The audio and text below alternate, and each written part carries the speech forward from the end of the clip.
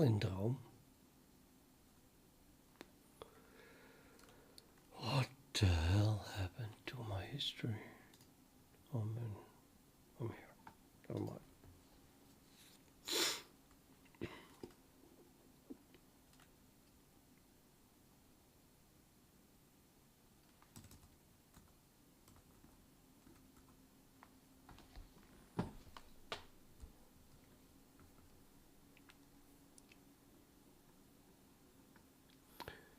Maybe I should check these sieves one by one.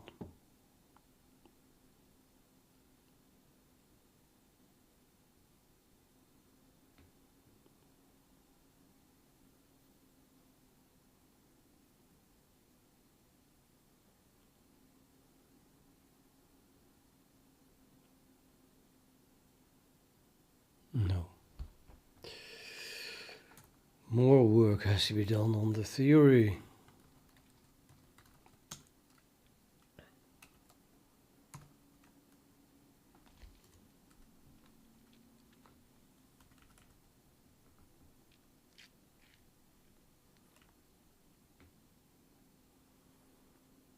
It's big 7.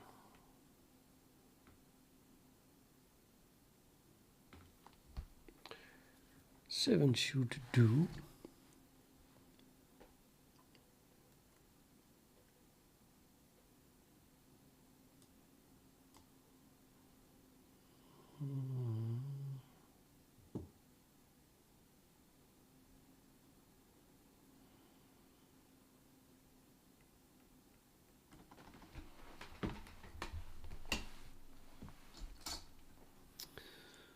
Yeah, we have 2 of these things.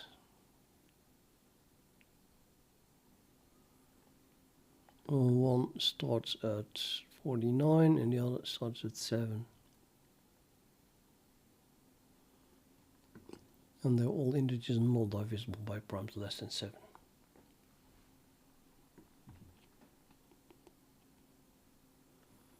Let's write a little program that prints them. And then analyze how I can best create these windows.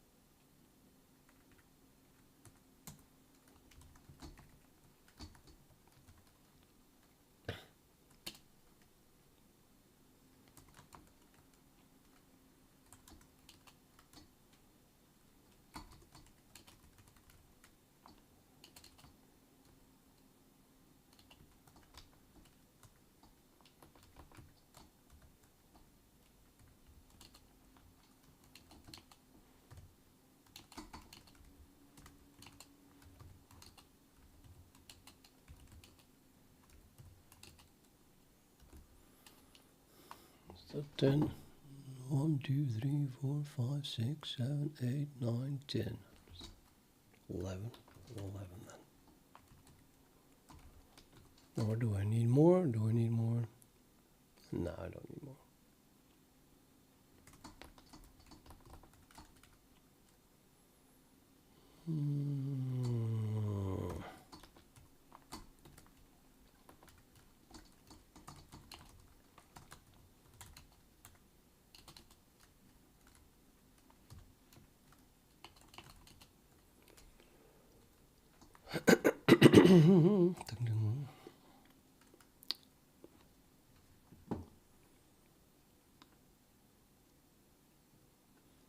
Until 49 is enough.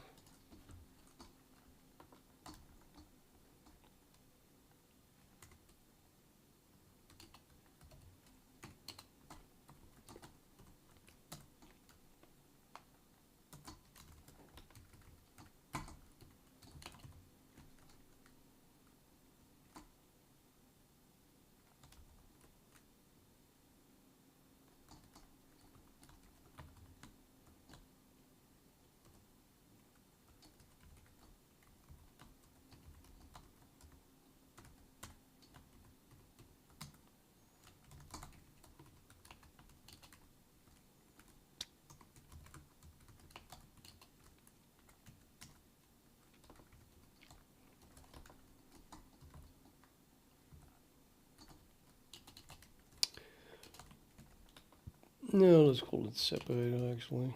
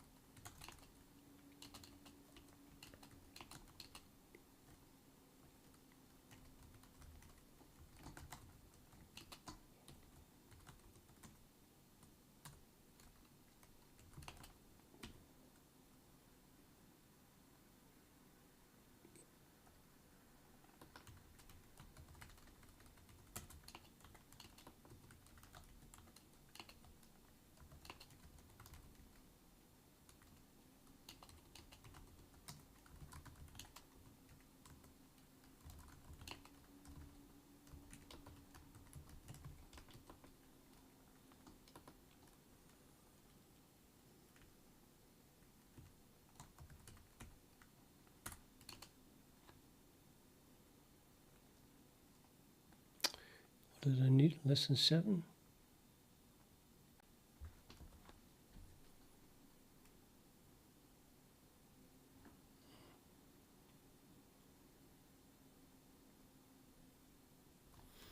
Less than 7, 0, 1, 2, 3. 3, 3, 3. So we go up till actually just 3. Less than I. Oh, well. PI then. Prime index.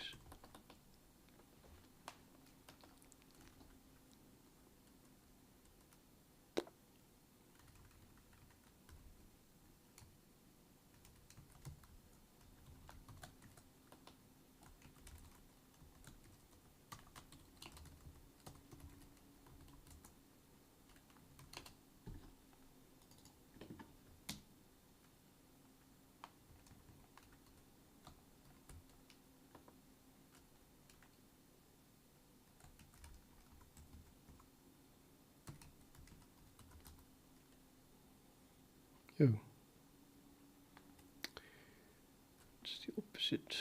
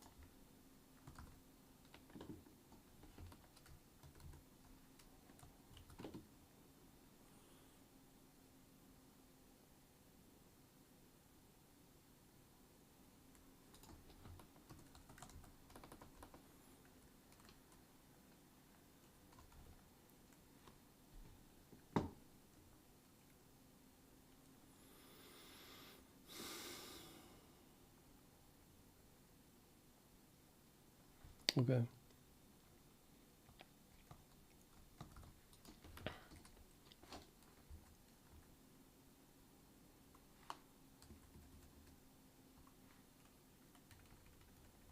Let's go a bit further.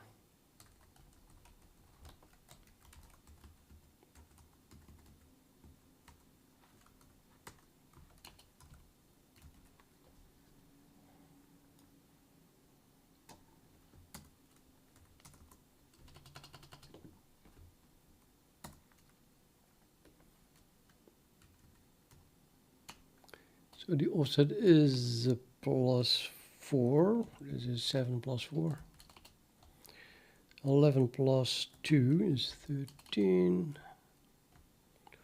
And then we get +4 plus 2, plus 4 plus 6 plus 2 plus 6 plus 4 plus 2 plus 4 plus 2 plus, that must be 4, that is 4, plus 6 plus 2 plus 6 plus 4, no, it is plus 4, plus 2 plus 4 plus 2 plus 4 plus 6 plus 2 plus 6. Now I want a window that starts at 7. Start is 7. And it ends at 49. So this is lost.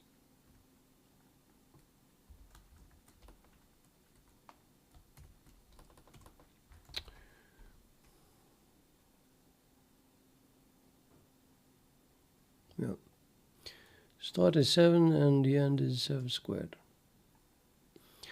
And the other one runs from 7 squared up till, well, basically, I don't know. Well, actually it runs to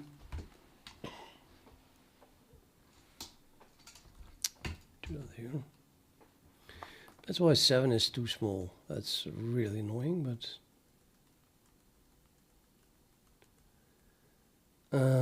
yeah. The point is, it starts repeating after this, right? So this just repeats. Oh, or not. Yep, it does actually.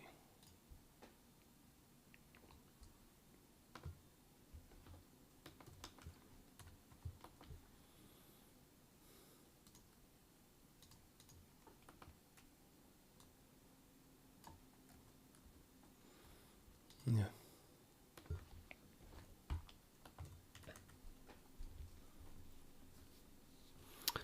So really, I only needed to go till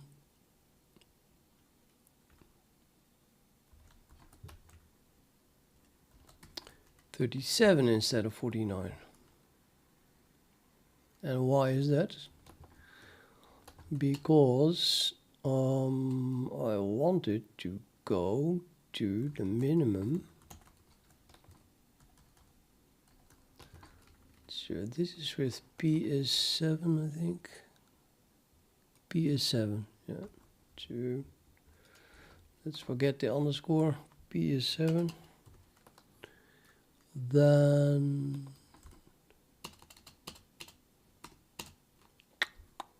(37) is simply 7 plus 2 times 3 times 5, which are all the primes below 7. So this is 37. And that's smaller than 7 times 7, which is 49.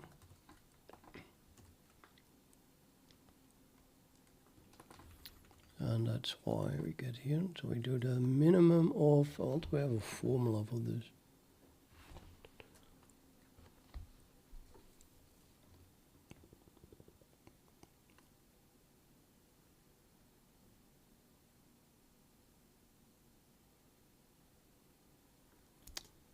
Let's ask ChatGPT.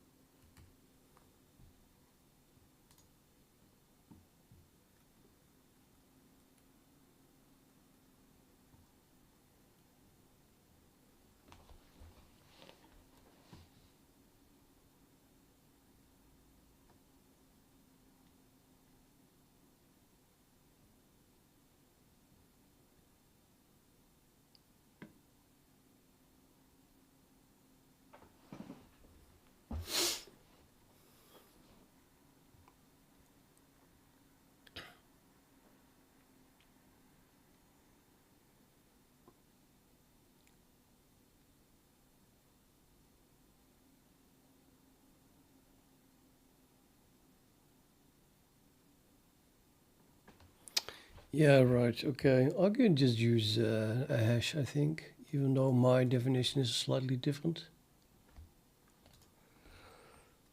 So I'm gonna do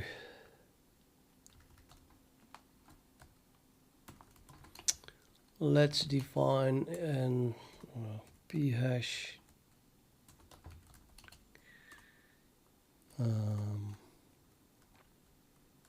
wait, that's kind of ridiculous.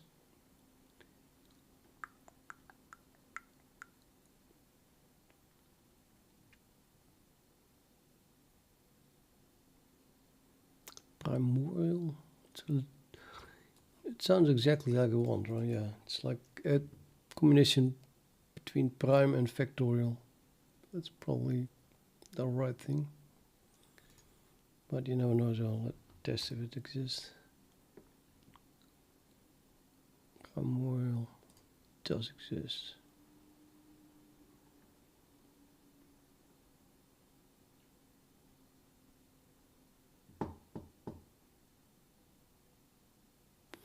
It's an underscore n.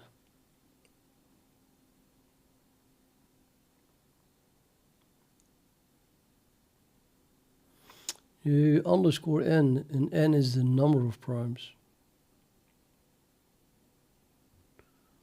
So it's not correct what it said, not exactly anyway.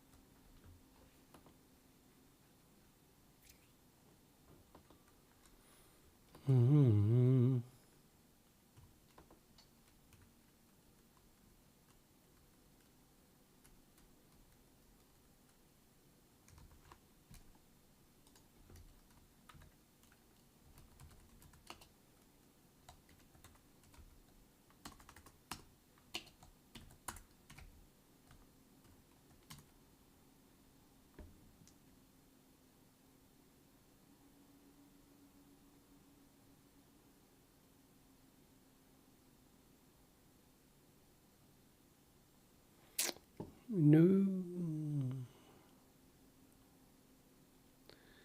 What is that, man?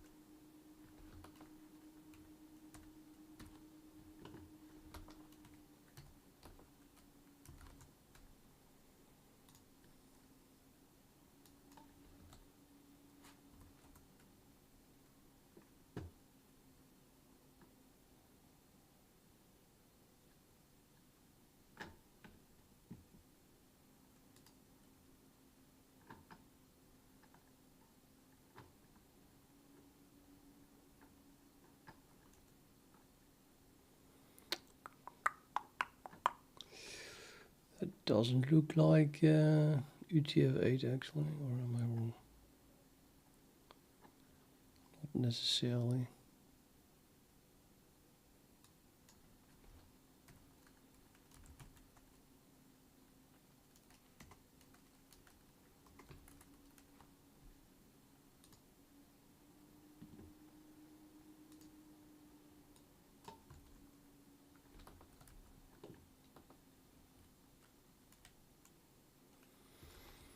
Mm-hmm.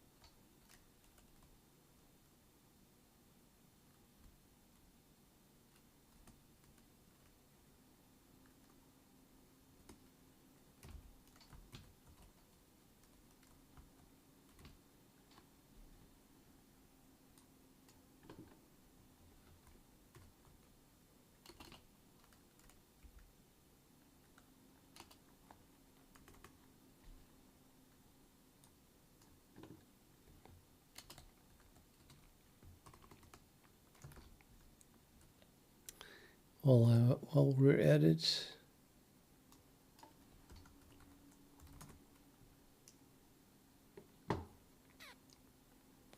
times, yeah.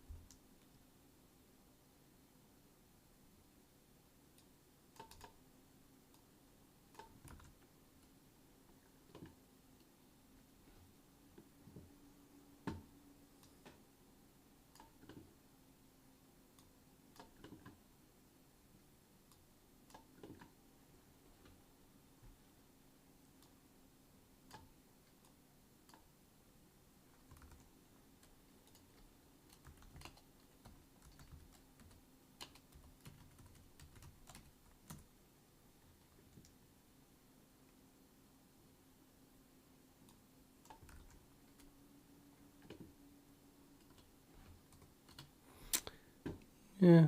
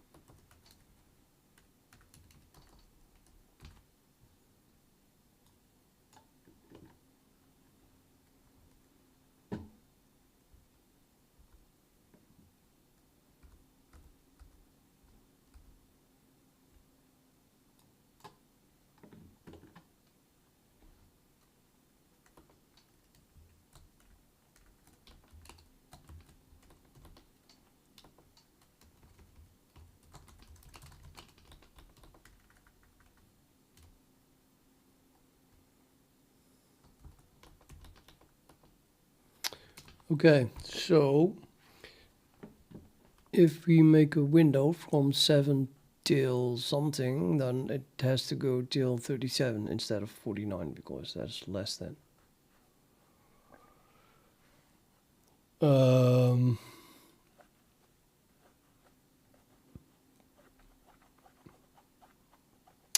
Now the interesting question, why I opened this file to begin with, is I need another window that starts at 49, and I don't really care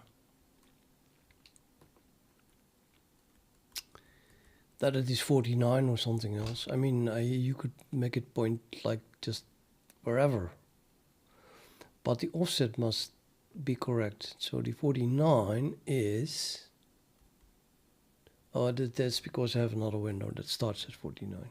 So I need another window that starts at 49. That then obviously repeats after +2. Okay, how many? 1, 2, 3, 4, 5, 6, 7, 8. 1, 2, 3, 4, 5, 6, 7, 8. So that's like that. Corresponding to... Oh, wait a minute.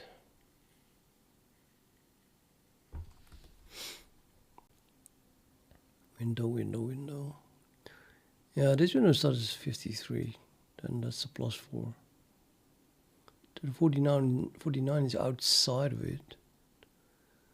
Okay, well, I mean, 49, right? And then the next one is 53. So yeah, we start with +4.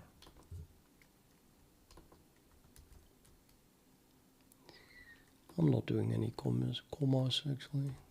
We get rid of the commas.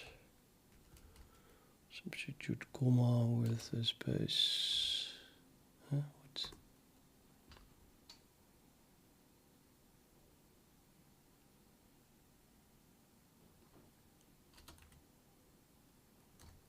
Yeah. Nobody knows what I was doing, but now it looks better.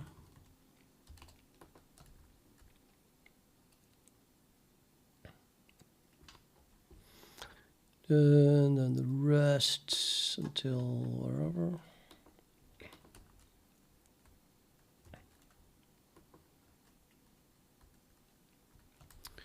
Okay, so this also repeats, but I don't care. 6, 4, 2, 4, 6, 4, 2, 4.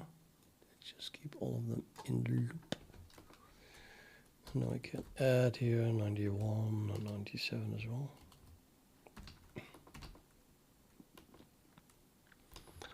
But now we can line up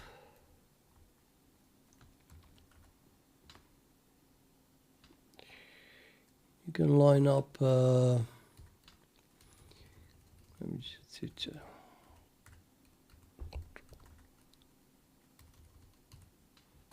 that should work. Although or not. Well, almost, or actually it did work. So line up the 6 with that 6. Yep, that's where it should go. So what I really have is a start of 49.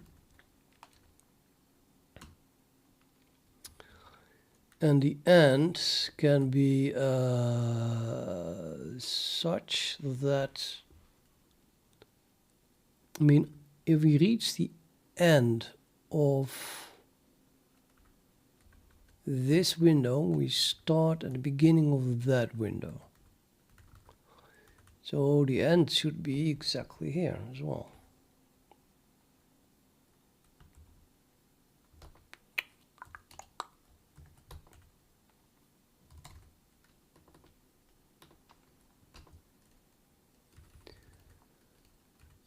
Right, so this is P. This is the minimum of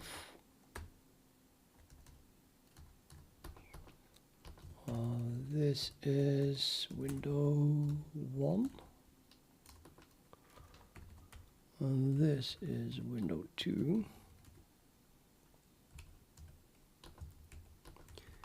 And this is the minimum of p squared. Let's just use the short notation.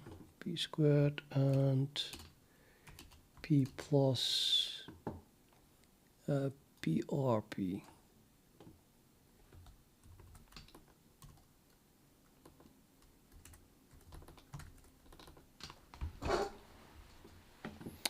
So in the case that P is 7, we get this thing is 37 right here. So the minimum of 49 and 37 is 37.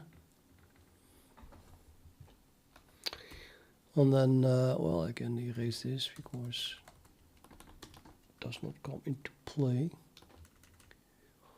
This one must be P squared.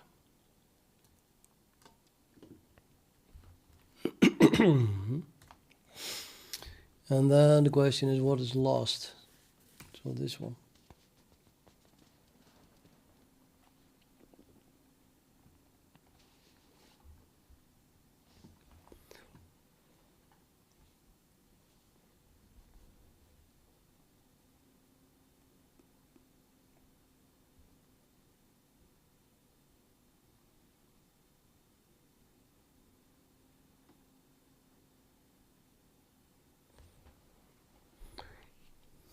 That is not easy.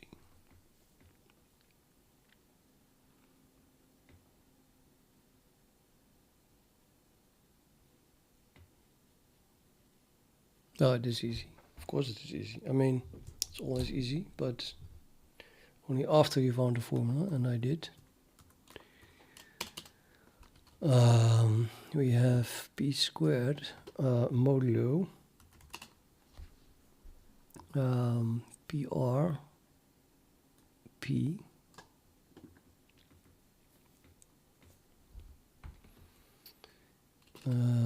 minus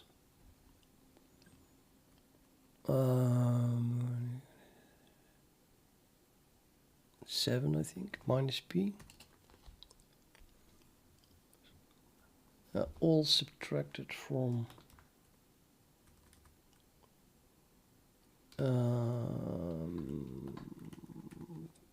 this. this, wait, all subtracted from PRP.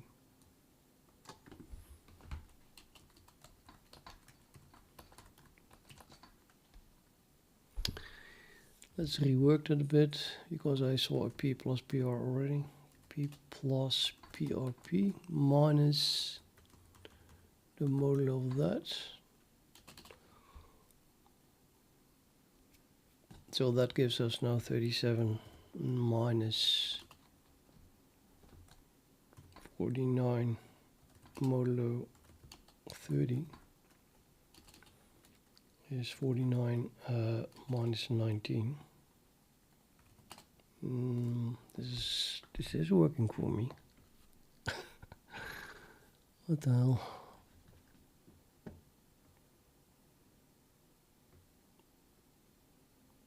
Seven plus 30 minus 49 mod 30.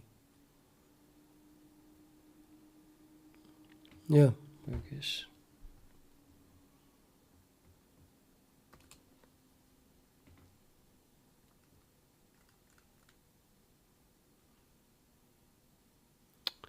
It's confusing because I already put the P on the other side. Maybe I should do it differently. I'm gonna put the P back where it was. So we had PR minus 49 mod 30 minus 7. On that it's 30 minus 19 minus 7 is 12. Yeah. But why didn't I got 30, not 30 minus 12. What did I do wrong?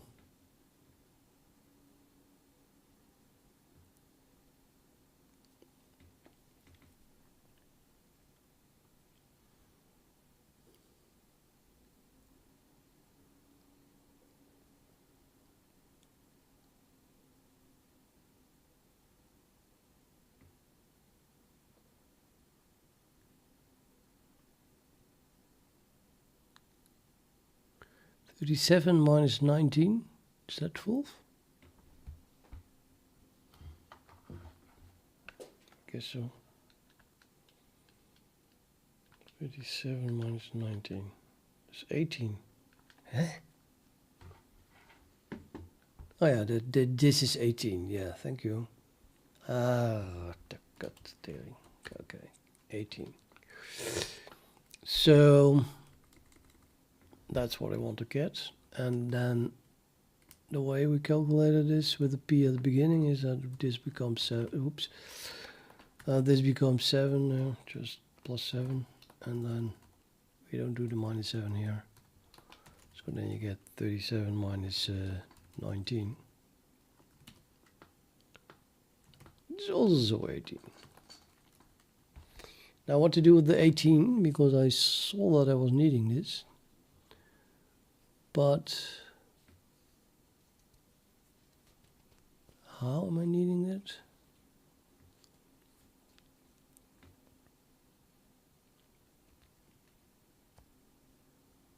No, of course, that's the difference between these two.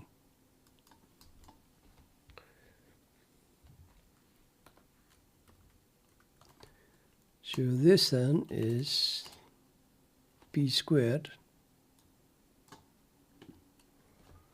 plus this thing. So it's P squared plus P plus PRP minus P squared modulo PRP. Quite a formula.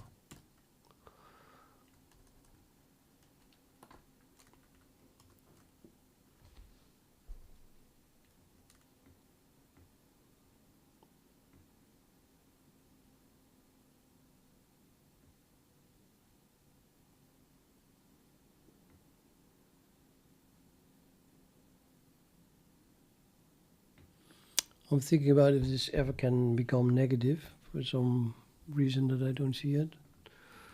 No, of course not. This is larger than p squared, and we subtract something that is less than p squared. So definitely positive, so that should be good.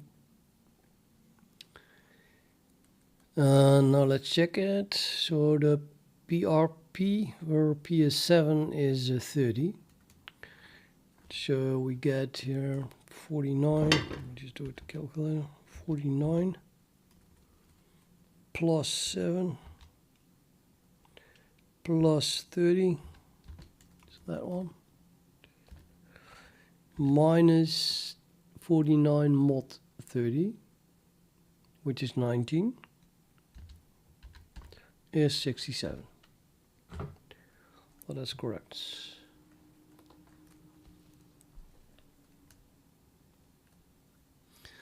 But that would also be a min, because some cases we have something else. What is the something else? Let me fill this in here. P squared. I don't want to delete it. I work so hard on typing it all in.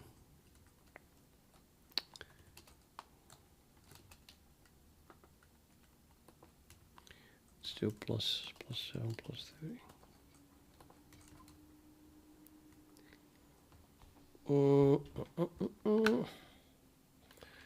9 plus 37 is 86.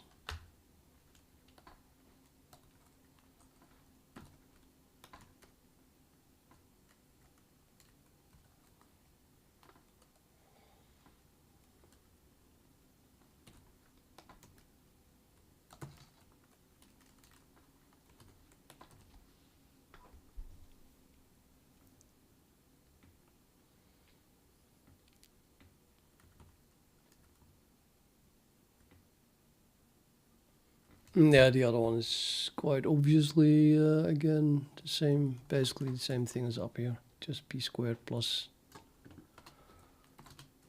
PRP. It's just so we have p plus, is this, the start is p, and then we add PRP to it to get the end. Because it starts repeating after PRP, by the way. In case you wondered.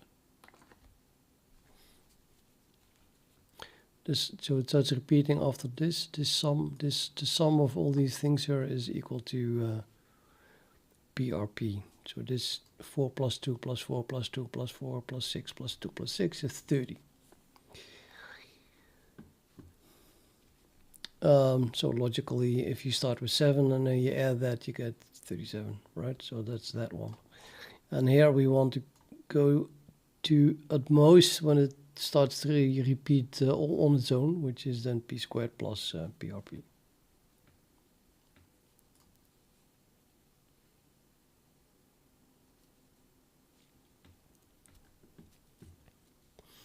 Now this is larger than p squared, and this is larger than p squared, I think. Oh, sorry, this is larger than p squared.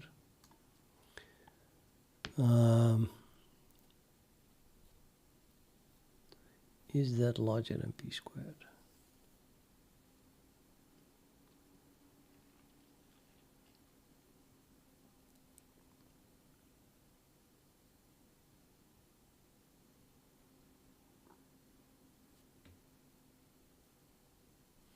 No, it has to be. Why wouldn't it be? The only reason I can think of that is not the case is when it falls like, I don't know, this p squared, but the p squared is never going to be equal to one of these numbers. Oh, oops. Yeah, but no, yeah, it's possible, but it's probably unlikely.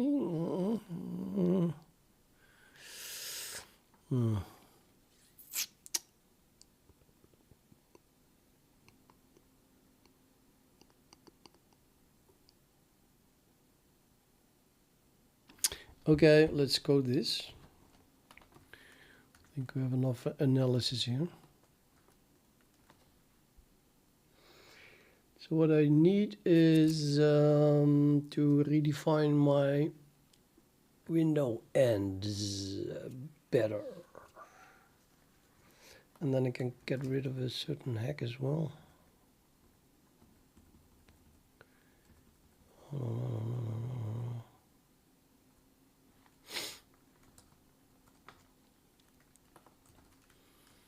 The window ends, see window.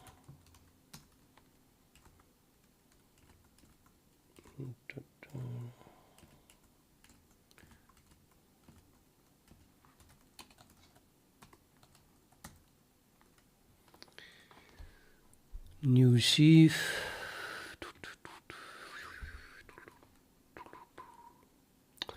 Oh right, I don't have it there. Yeah, it's built into the constructor sieve. There. So here my window, we have a P and a P squared. Let me just make a whole formula for the function, I mean. Let's put it here for the moment. I need that. Do we have a name?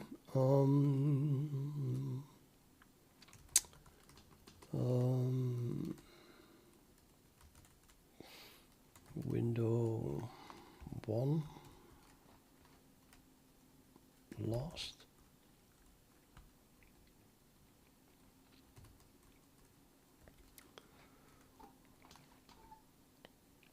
Let's make it a static function because I'm calling this like in the middle of the constructor. Would feel dirty to already use P. I'm just going to pass P, I think.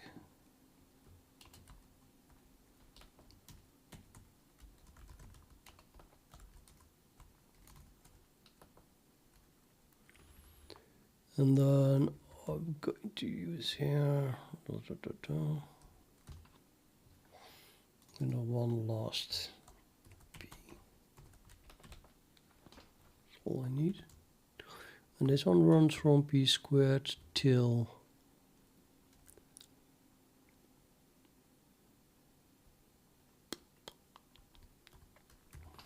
well, the same thing except 2.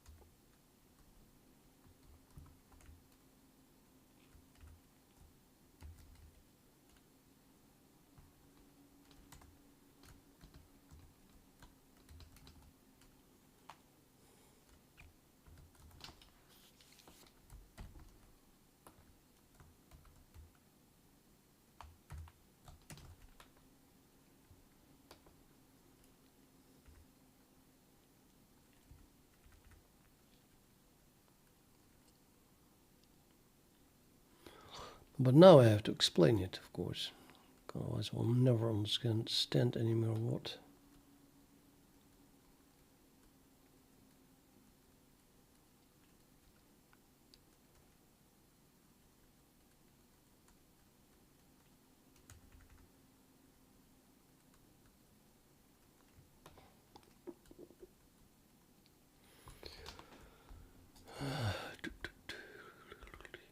So calling this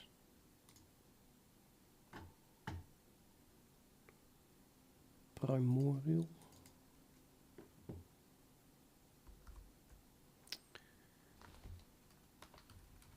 PR stands for nothing. I'm gonna call it PM maybe, Primorial.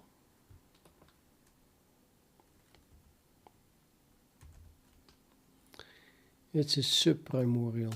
Oh, now we are talking about function names. I can just make them complete.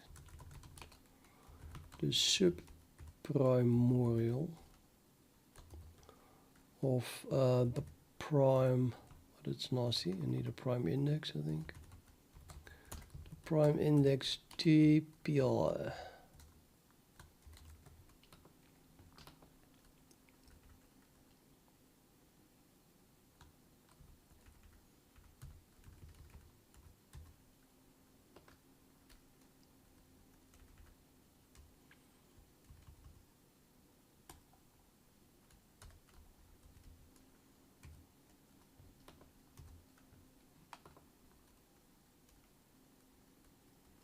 No, just no abbreviations.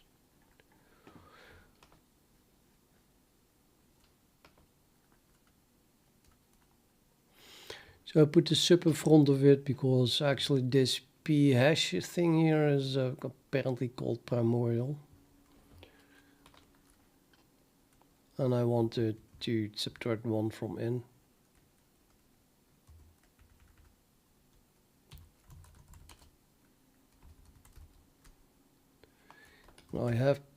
I'm passing primes around, so I have to pass that as well then.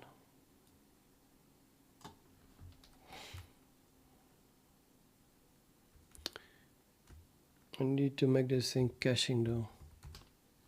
But okay, passing that can be done. Caching? Nah. Yeah. I don't know. Probably not necessary. Is this thing going to run out of?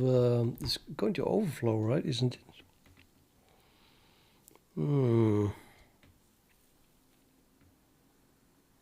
Might actually be overflowing pretty quickly. Maybe we can do something about it. For now, assume that we don't have overflows in integer.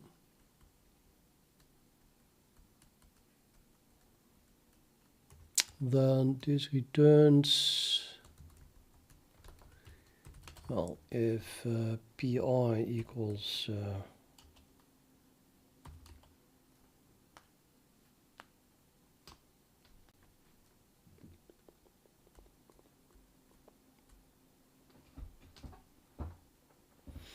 my pi, by the way, is different than this 4. To make it even better, you can't do that. So I'll have to maybe use something else than pi, otherwise I might get confused. Let's call this n, as in this underscore n here. And then we have, if n equals well, I don't think this thing will ever return anything less than 2, does it? Or does it? Actually, yes, it does. I'm totally returning the sum of these things, and we have a 1 here and another 1. So 1 is a totally an option. When would this return 1 then? Or I guess anything that doesn't return 2 or more. I'm just going to do and less than. If this is a signed thing, that would even be better. It is an int, totally signed. Can even be -1 then. Very good. If n is less than something, return 1. I think my integer is unsigned, but okay, it's const. So I mean, you could do, oh, it's an unsigned long, but compiler is smart enough to understand that if you return int 1 to an unsigned int 64 type, then you mean an unsigned int 64 type. Otherwise, we return, well,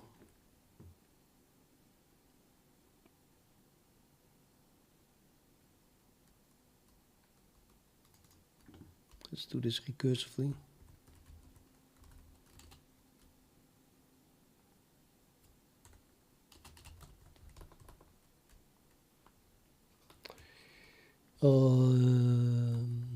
Times primes of, okay, now the hard part. My primes contain 1, 2, 3, 5, etc. Just need an example. Let n be 2. If n is 2, then we want to return, so n is 2. N is 2, n is 2, so we are asking for the subprimorial of 3. And now we must return the primorial of P2, which is then P1 times P2. No.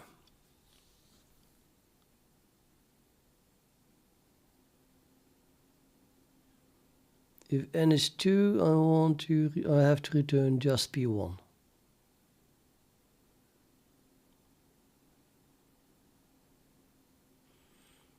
Right. If n is 2, we want to return P1 hash, which is just P1. So if n is 2, we want to return 2.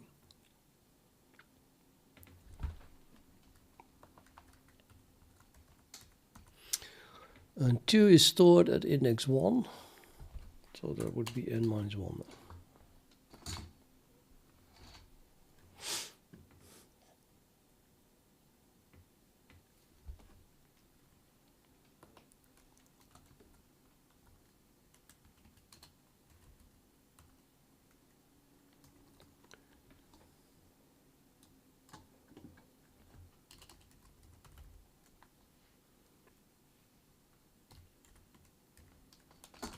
That's actually correct, because P1 is the first one and I store that in index 1 also, so yeah.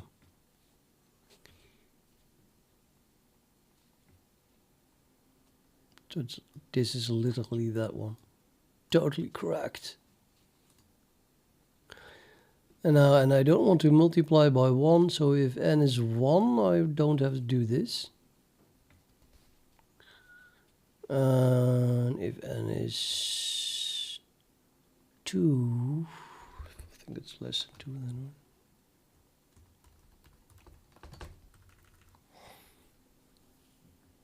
So if n is 1, we return 1. If n is 2, we return 1 times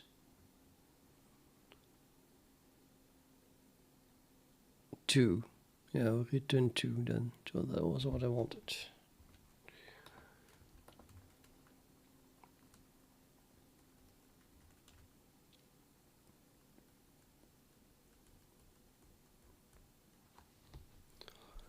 One, 2, 3, 4, 7. Yep.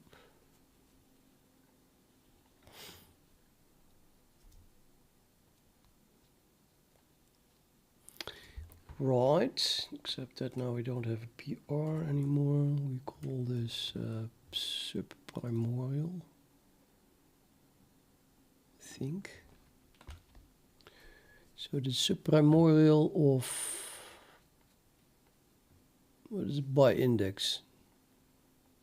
Yeah, well, whatever. I don't pass the primes here, so.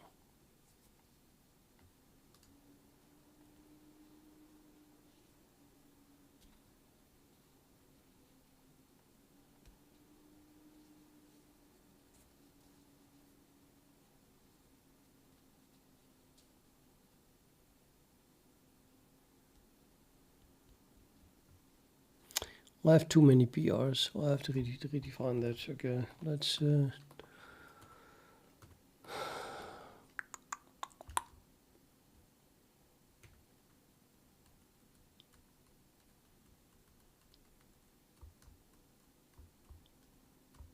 I need an abbreviation.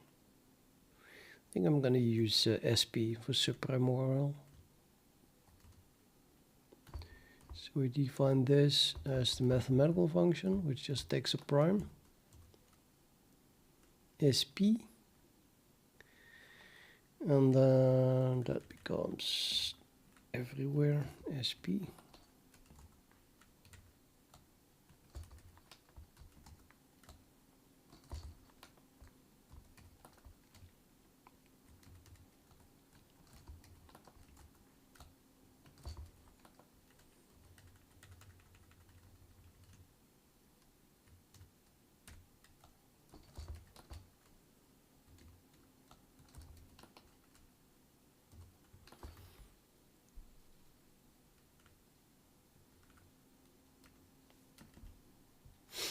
And then now this function returns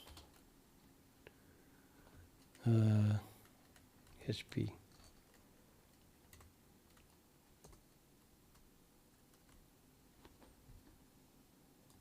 Bn, obviously. Where the n is in this n.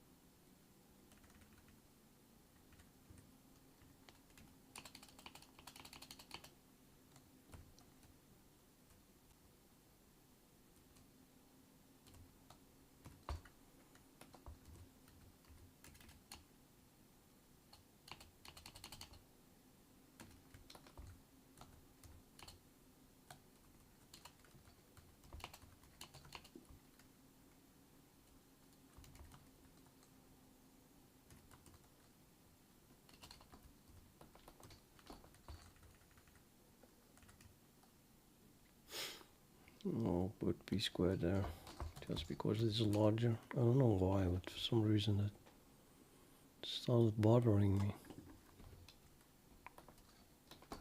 It's kind of nonsense, of course, but well.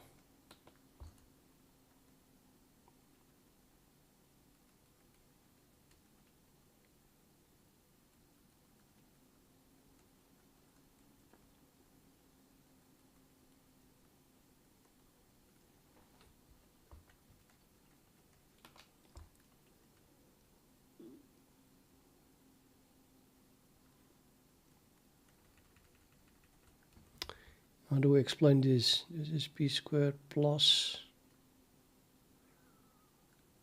my calculator was this distance, so 37 minus 19. That was, of course, 30 minus this distance. And this distance equals I don't know, I just saw it. It's working. I'll leave the formula for future people to break their heads over. So implementing that gives us window 1 last, that would be this one. Return a minimum of p squared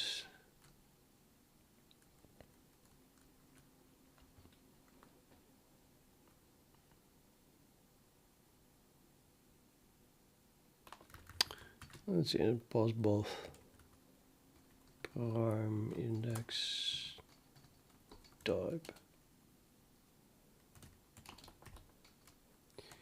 No, wait. It is actually the same thing. I called it N, but it was the same as PI.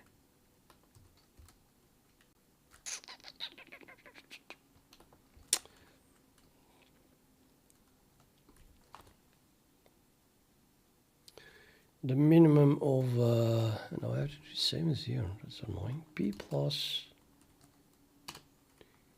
and then SP was Primorial.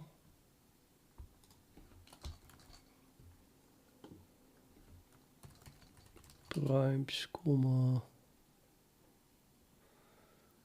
PI minus 1. No, wait, looking wrong. Here, P. What do you have to pass the index? Comma, the square of P.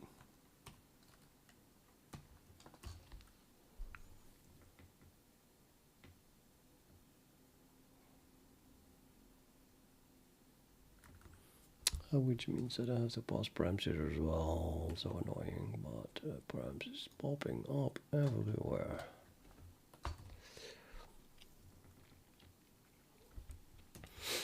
Well, usually I do a P first and then the index, or what is the order? Or did I never do that before? Have a look at how many I had. Often I do this. And yeah, well, it is first the index and then the prime. So that's good. Keep it like that. On this text, the same stuff, I guess.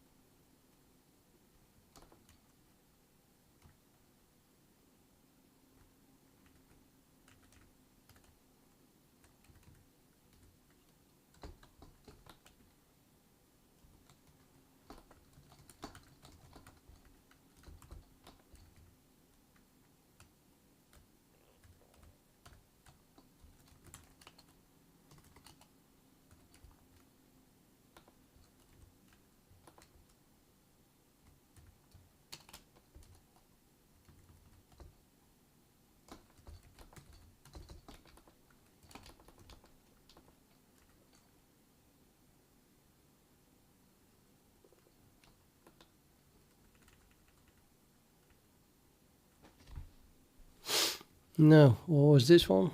Return standard minimum of, that would be this one.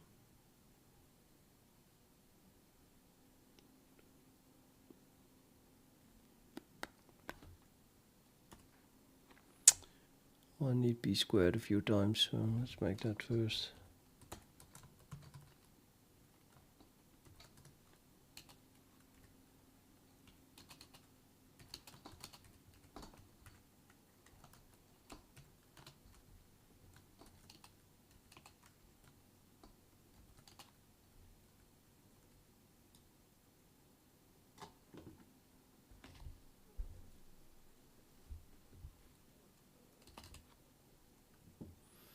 I need SP also 3 times. Let's do that also separately.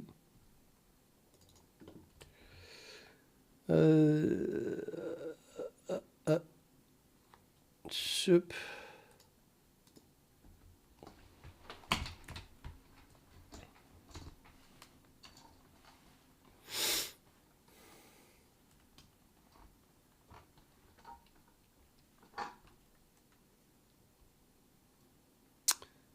SP, of course. SP is that thing.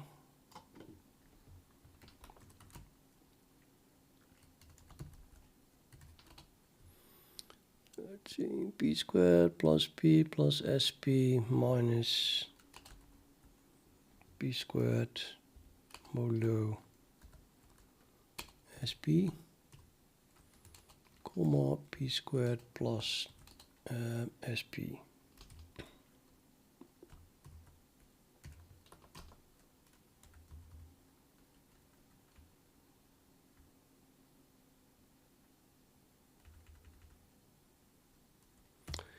And then we go to the constructor of window.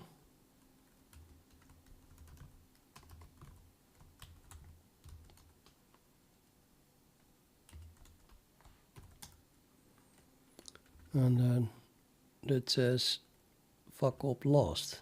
We don't need it anymore. In fact, this is even wrong.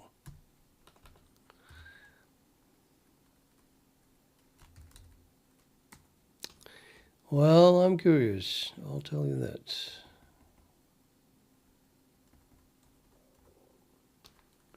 It starts with not knowing what standard min is. Is that algorithm or something?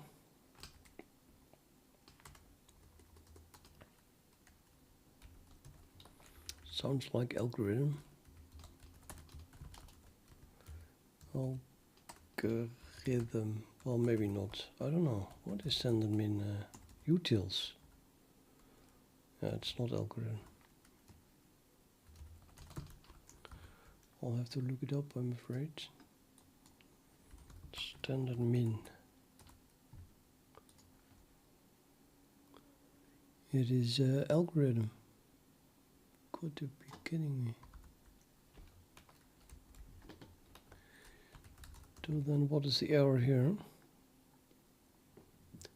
No matching function for integer comma prime type. Oh, blah blah blah blah blah blah.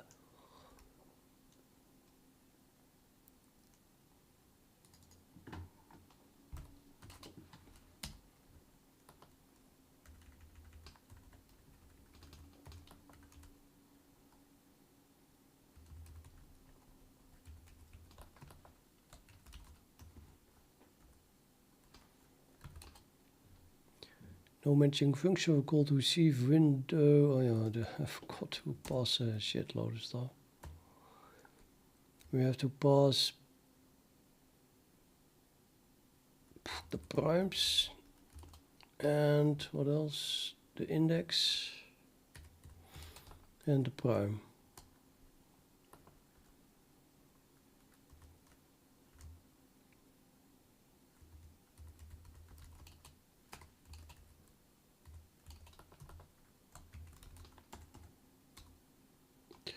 On it compose.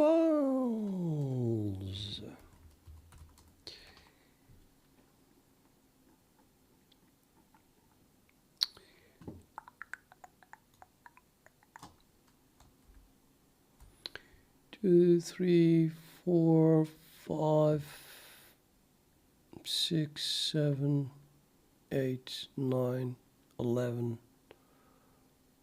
Oops. 12 should not have been generated.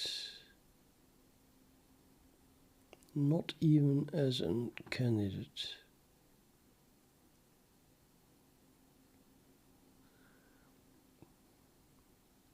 Yeah, it's highly confusing because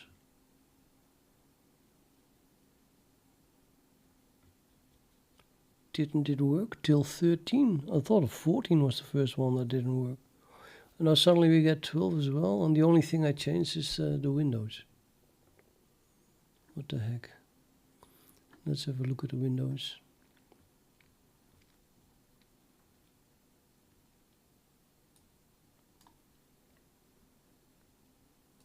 Also still 2. That's probably nonsense. This one is default constructed. Don't really care about that one. Let's look at created here. A new window is created. Sorry, a new sieve is created and new windows. So this is with prime is 2. So we start at 2 and now we go till 3. Yay! Instead of 4. And that is because it just repeats. Just repeats. Actually, it could have been 2.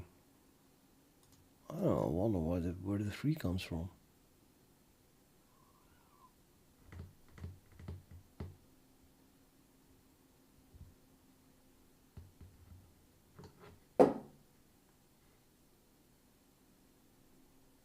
Oh, right. 2 is before the thing.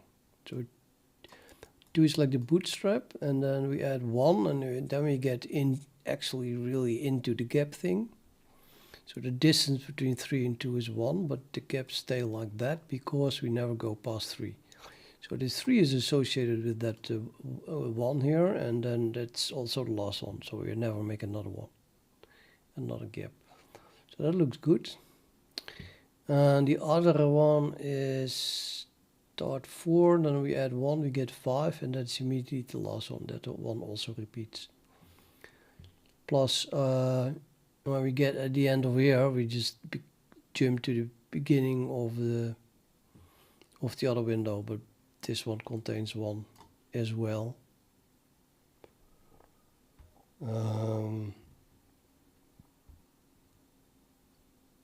I'm not sure how it works. I think, yeah, actually, well, it should be okay.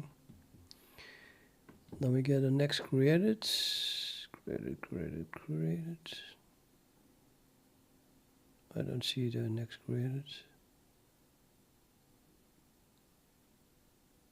Oh, all the way here. Created next prime. This one goes from 3 till 5.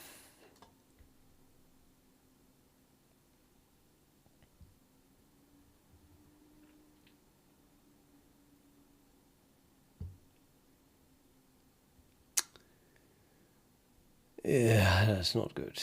I really don't get that.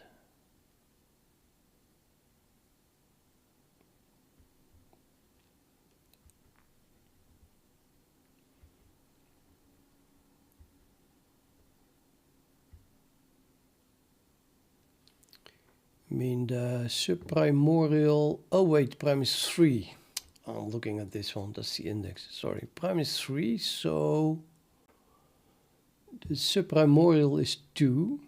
So that means that the sum must be 2, and it's actually going to be a single 2 here. So the one here, that's wrong. But the window is correct. It should just go from 3 to 5 immediately. So it should never have read that 4 here. I don't know how that worked, but that's going wrong. Last is okay. It should have gone from 3 to 5, which is single 2. And then we are immediately at the end, because after that the 2 should start repeating. And this one starts at 9, same thing. Just 9 is the bootstrap, add 2, and then we have the only element that is in there. I want to see a little bit more because these things are so short. The next created is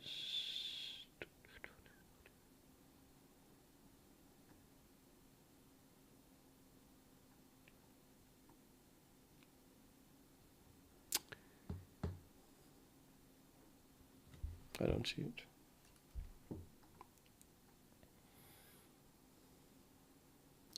I think it goes so wrong that it just doesn't create anything anymore. It should be somewhere around here. Yeah, well, okay. Let's have a look then at that gap thing that goes wrong. So I have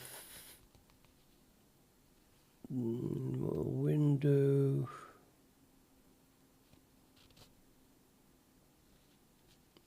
Cannot find it again. Created here. This one is wrong. It would be nice if it asserted at the moment I put a 1 into there, because I know that there cannot be a 1 in there. And the reason is that this 4 here is divisible by a prime less than 3. But on the other hand, this happens before we even create the thing.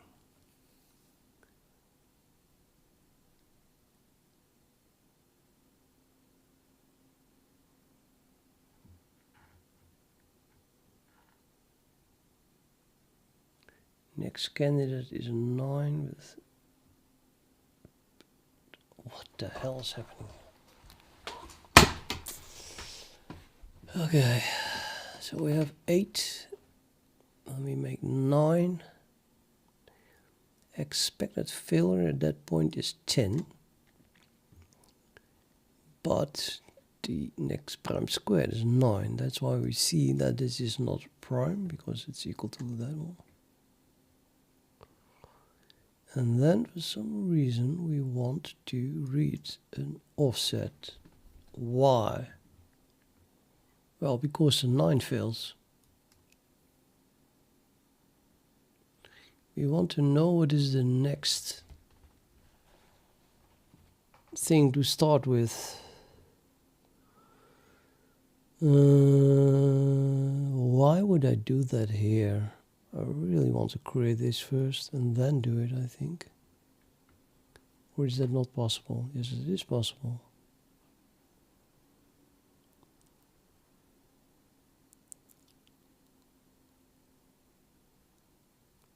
We're reading 1.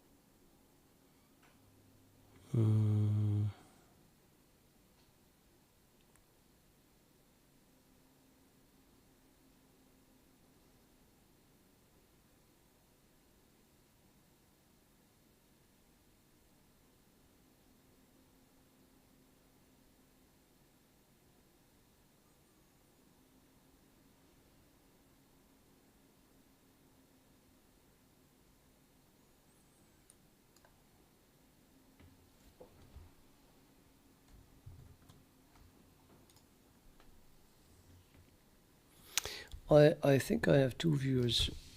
A third. Well, I had 3 viewers that were very long here. I'm going to tell you 2 guys what this all means, because it's I think very much improved. So this is an explanation of how the system works. Now, I did this off stream, so it's not the same README as before. It's really changed. So we have here a series of 1s. That says series of 1s. But it's repeated, so the array just stored 1. And they are offset, so it's +1.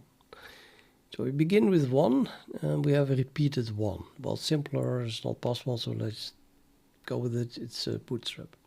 And I'm going to add repeatedly that 1 to this 1. You have to think about the sieve of Aristophanes, right? So that's just, this is the array that we're going to filter. These are all the integers starting at 1 squared. Okay. Well, that's logical. You just keep adding 1 to 1 and then you get all the integers. Now, I generated a window, as you know, which runs from 1 squared till and then something that is that difficult formula, and another one that starts from 1 till also a difficult formula. Now, in the end, it's going to be 1 squared, but not now, or I don't know. Let's ignore the last. We just know that this thing is intended to generate this +1. So if that works, then it doesn't really matter what start and what last is.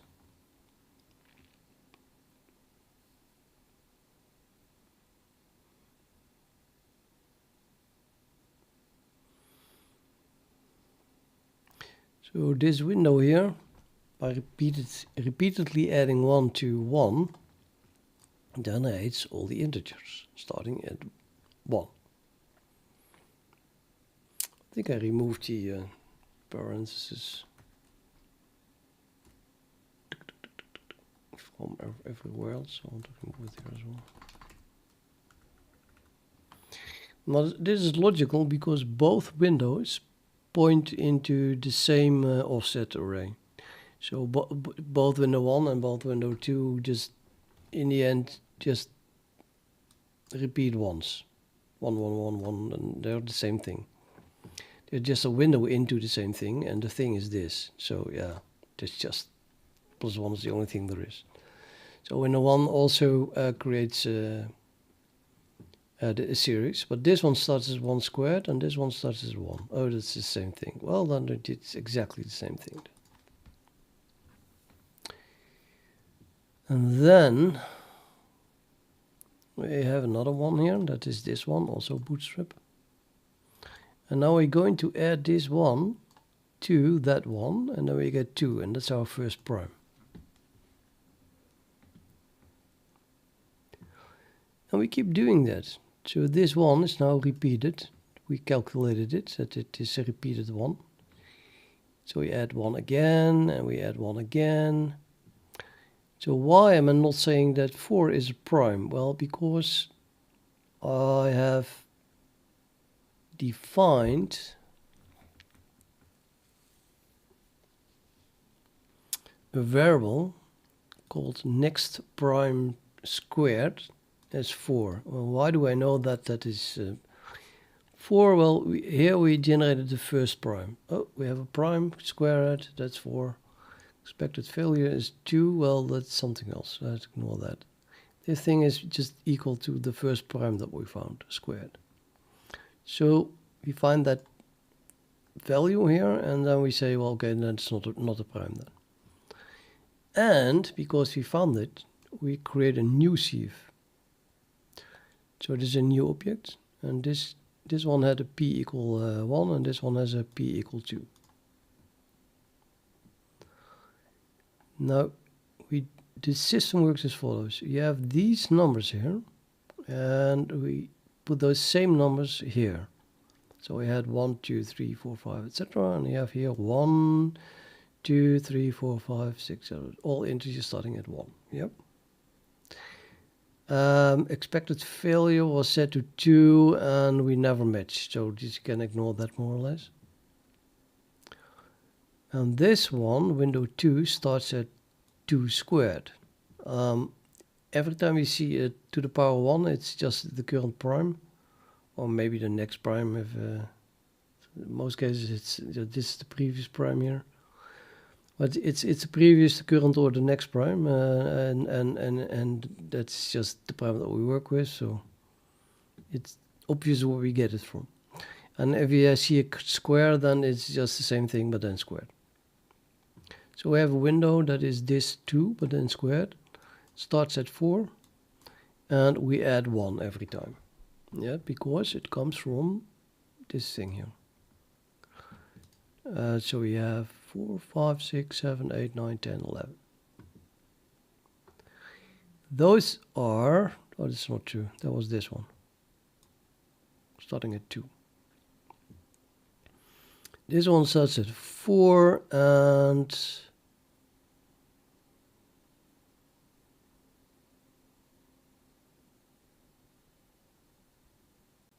I think it's this list minus the ones that match that one.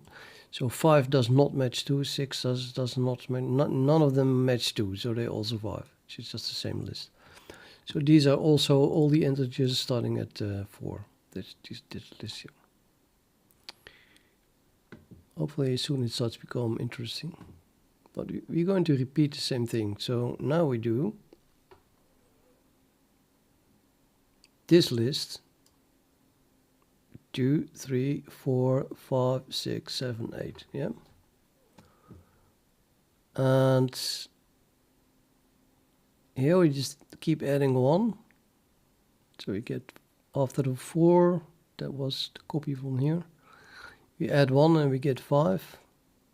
And we add 1 and we get 6. And we know that the 6 is not a prime because it is the current prime times 3. And the 3 is this 3 that we got here, that's the whole list. So we have this 3, and then at the moment it matches, we calculate the next expected value. And the next expected value, this means that we take the next integer from this list, multiply it by 2, and then we get 8. And the next expected value is 8. So we generate 7 as prime, and then we find 8, so that's not it. And then we add 1, but that's equal to next prime squared, so that's also not it. And then we continue with the next object with p equals 3. It's just the next prime in our primes list. And this thing, this continues. You can keep calling that function. It just keeps returning the next number, so 4, 5, 6, 7, etc. And here we multiply them by 2.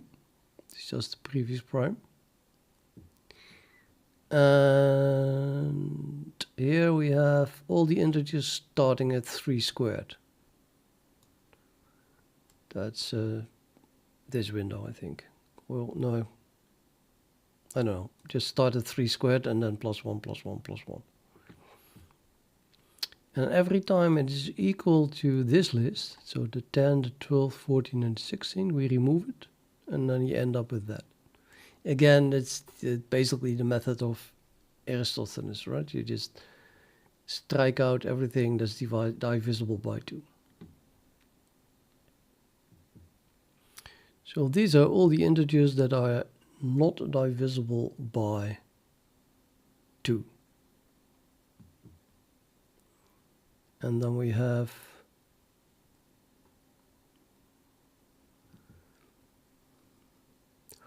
window 2. This is both window 1 and 2, but window 2 looks at itself as being 3 squared, which is 9, and then because we find 11 as the first one that is not divisible by 2, so this is what is left over, then the difference between 11 and 9 is 2, and therefore we write it 2, and then we find out that it repeats, so we stop. So now we have the plus 2. And here we have 3, which also does the exact same thing because it's the window into the same gaps array, so we also have the plus 2. So we have all integers divisible, not divisible by primes less than 3, so aka not divisible by 2. And then we're doing exactly the same thing. So this is repeated like there, and then we multiply that by 3, by the current prime, so that prime here. And this list comes from, I didn't put that in the README, but it's just adding that every time, but then starting at 25. This starts at 25, and we subtract, we skip all the ones that we made here. So this 27 here is removed because there's a 27 here, so there's nothing here. And the 29 does get copied here, and the 31 is copied here, and the 33 is not copied because it's here, and the 35 is copied, and the 37 is copied, and the 39 is not copied because it's also there. Yep. And then we have these differences because now we have the 25, 29, 31, therefore we have these offsets. And so we can continue. And continue and continue and continue.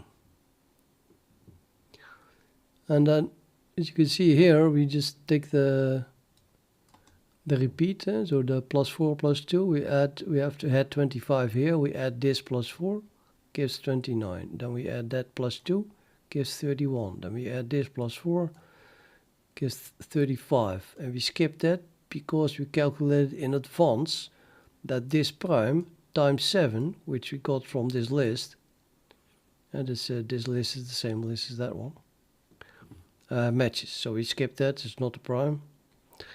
Add 2, 37, add 4, add 2, add 4, add 2, and now it's equal to the prime squared, so we generate a new object, with this time with PS7. And then we have Well, we do the same thing again. It's just the same algorithm every time. So we generate this list, and then we add that, and we skip the ones that are equal to what we already expect to be wrong. And therefore we generate primes. And then you can see that once you have this array, you generate almost exclusively primes, because like this list here between 11 squared and 13 squared, it's all primes except one. That's not a prime. It still means that we have to compare all of them. It's just a single compare. We already calculated 11 times 13. And we have to compare each of these with that value. But that's pretty fast, like it's 1 nanosecond. So you add, compare, add, compare, add, compare, add, compare. So it's like bang, prime numbers. Very fast. And because there's only seldom one that drops out, it's almost one prime number per add and compare. And here you see between, what was the last one? 13 squared and 17 squared. All are primes except 2. And here except 1, and here except 1, and here except 2, and here except 1, and here except 3. But then we have a whole list. And I think it gets more and more rare that something is not a prime. So as soon as you get like the first few thousand primes, then it's just non-stop primes. Everything is a prime. And there is no limit, except, I mean, I'm not filling in the array of Aristophanes in advance. It's just growing slowly. And except when it repeats. So the small ones repeat, but if you have, once you get the larger ones, look like this one. I couldn't show when it repeats. So this at some point it doesn't repeat anymore because it just virtually gets insane long. So then the question is of course, oh, but that the only way I can get the next prime is when I calculate the next offset, which is a new number which I have to find, and that's maybe slow, and that's true. But generating these things also means adding an offset and comparing. And that offset comes from the previous table. And likewise here, we know in advance which one is filling. So that's also an addition and a compare in order to generate these numbers. So that's very quickly. Unless, of course, whatever we have to add takes a long time. And, well, what we have to add is the previous list. So that's again an addition and an compare. But we need to figure out what that addition is, which is an addition here, which is an addition here, which is an addition here, and so on. So in the end, you're basically, I'll say, if they get very large, you would say, yeah, but then I'm adding as many prime numbers. And I'm doing as many additions as I have prime numbers. So, for example, which is like the square root of where you are. But it's not entirely true, because the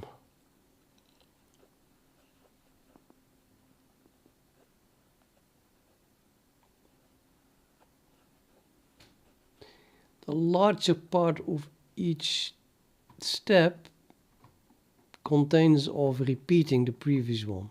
I mean, if you say you go from P is 7 to 11, then this one is 11 times longer, which means that 10/11 of these offset, we already have them.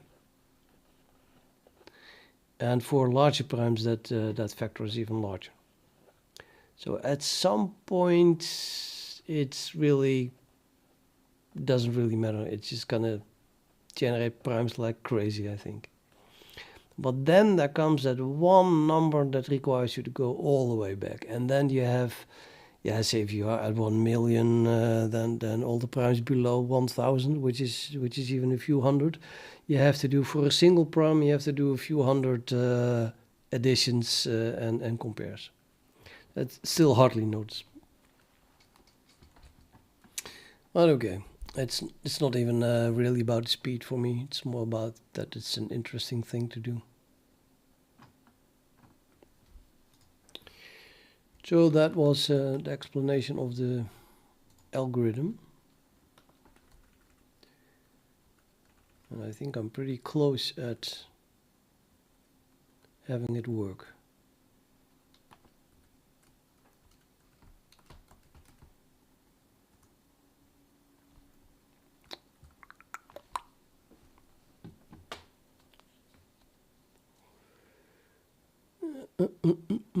Okay, I wanted to go and add an assert now that as soon as I add a gap to something that where it should not be added, then I want to stop. Assert. Yeah, so add it. That would be there. The gap belongs to the head. I think this is the only edit I have in my whole program, yeah. So we push it back, let's even print it. That to that assert, I don't really care. No, let's assert here. Assert that the associated number is not divisible by any prime below .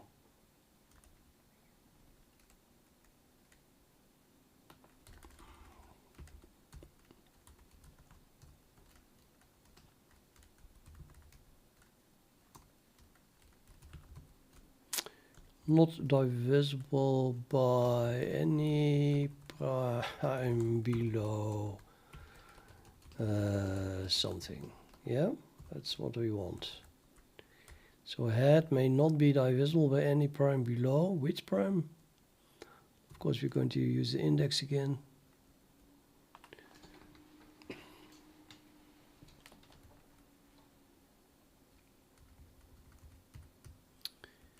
This is a sieve window, so probably have to get my prime index from the sieve, previous sieve.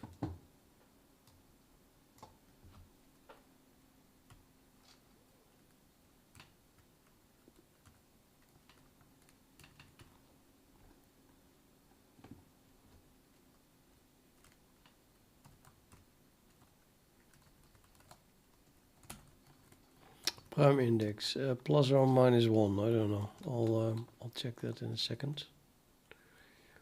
We're going to need the prime index in the sieve as accessor.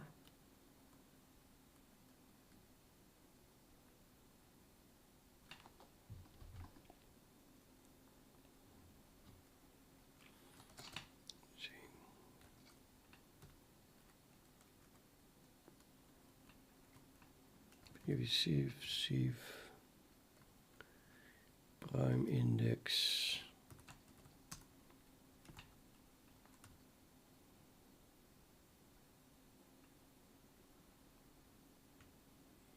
Where are my accessors? Next gap. I don't have any accessors here, it seems. Oh wait, that's not what I wanted. So I want to return the PI. It happens to be a prime index type, obviously. And I call it the prime index.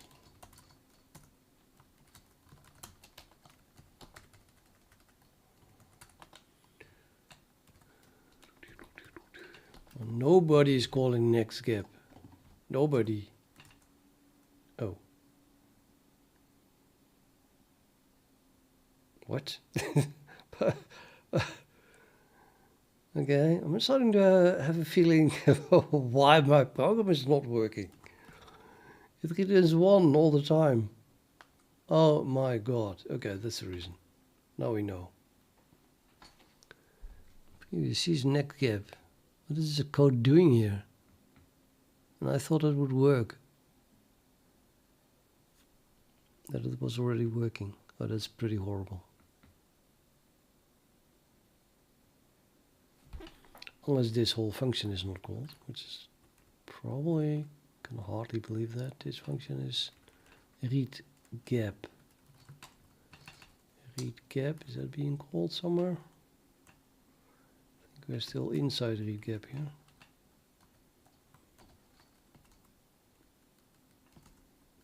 It's called. Physical yep, totally called.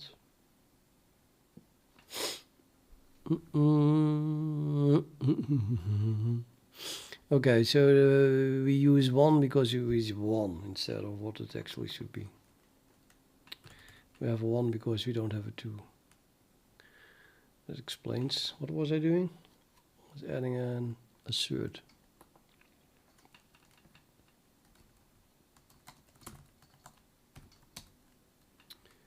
I need to add this function here. Not divisible by any prime below. Head prime index.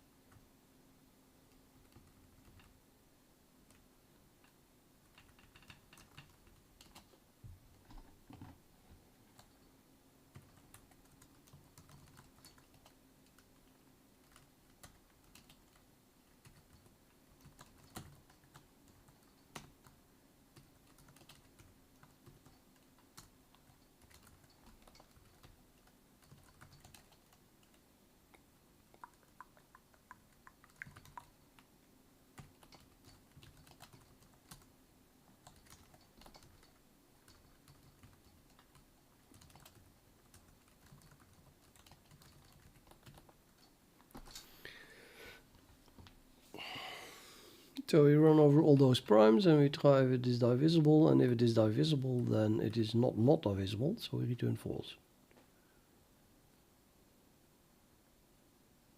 Maybe we should remove the not, it's kind of silly. Let's remove the not.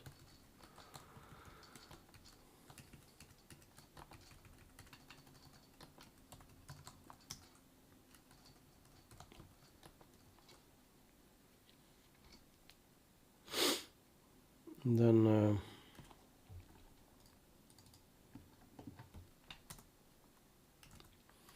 well, divisible means we're going to work with primes again, I'm afraid, so I have to pass that as well. Ugh. Primes so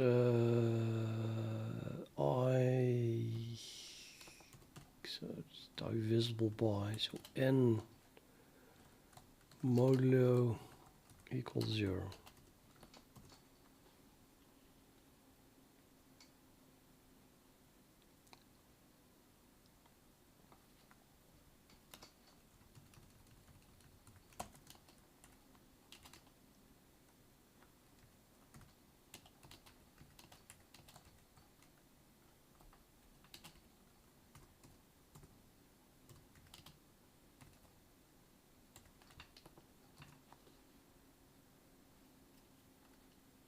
Must be larger than 0 because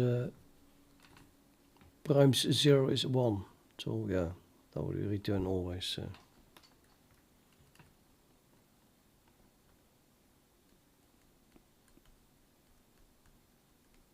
Looks good. Except I reused the n for some reason. I meant I, of course.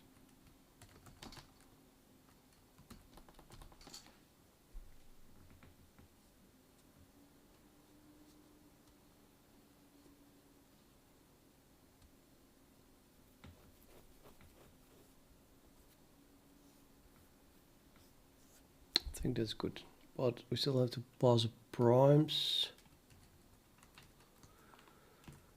Yeah,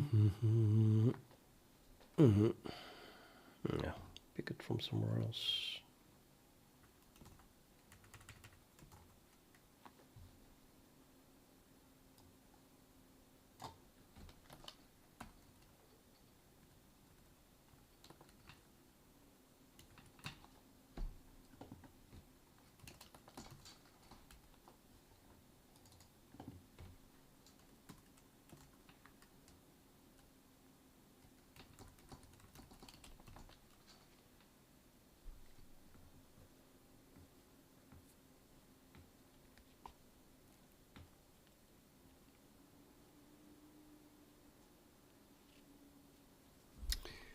Oh, now we are stupid and lazy, so let's print it. If this returns true, then we have a problem. Let's just print it. What exactly is going on here?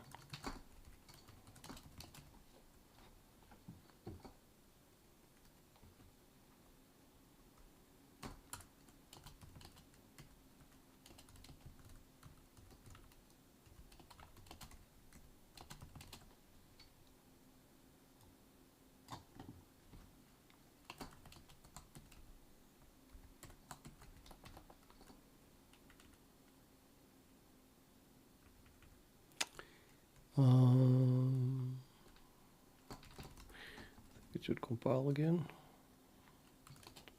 Primes was not declared.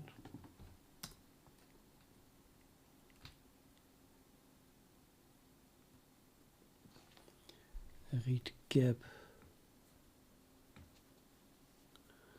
And it starts to become tiresome. I have to pass primes. Don't want to pass primes to read gap. Do I have to do that? Just for this debug function. It's even worse.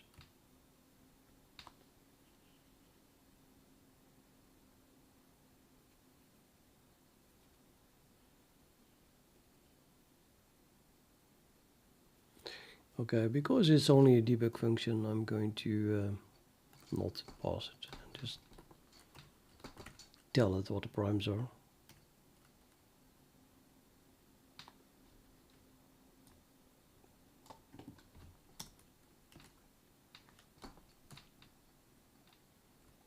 Prime type.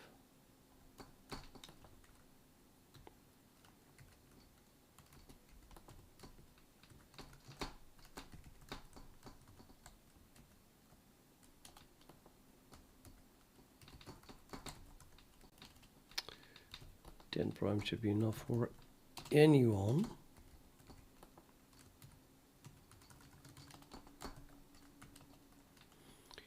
Oh, now we mimic prime, so we start at 2.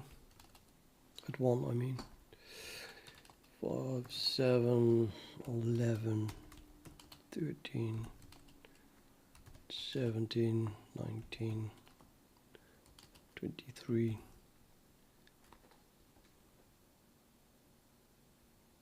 That's 10.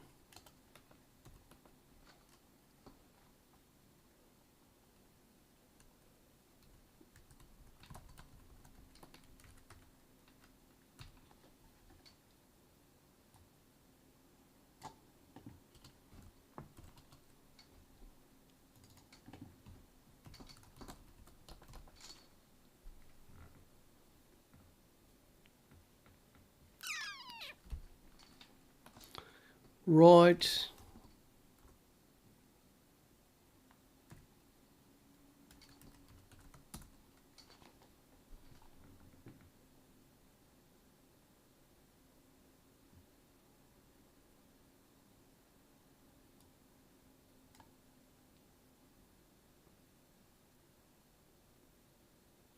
That seems unlikely.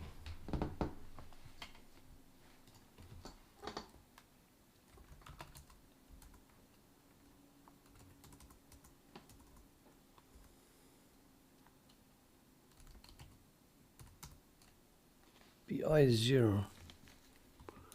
What?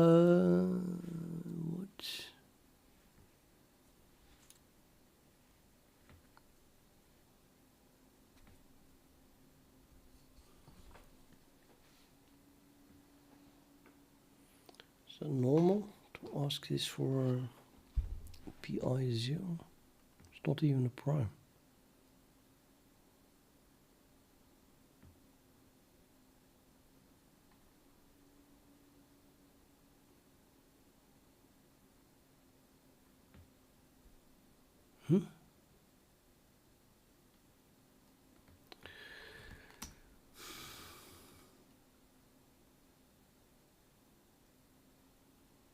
Oh, that's the plus one that I need. Probably +2, I think. It looks of it. Let me. I said plus or minus 1, but now it becomes +1 or +2 or +3. I don't know. Or maybe something else. What exactly do I need here? Where are we to begin with? I think I'm just slowly going to increment it, and then well, we'll see. Adding one would help, would it? I already have to add 2 now.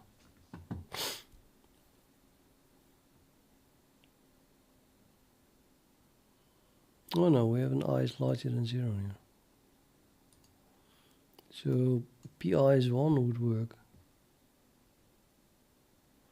Then this is no longer negative. I mean, I can just add a cast here, that would work as well. But yeah, maybe I should do that. Let's begin with the cast, because this is actually caused by something that should have given a compile warning.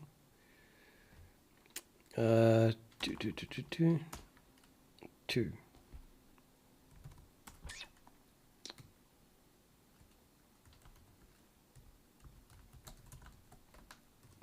Stupid comparing with the size.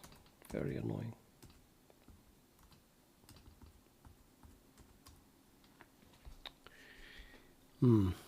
That didn't fill at all. It's impossible.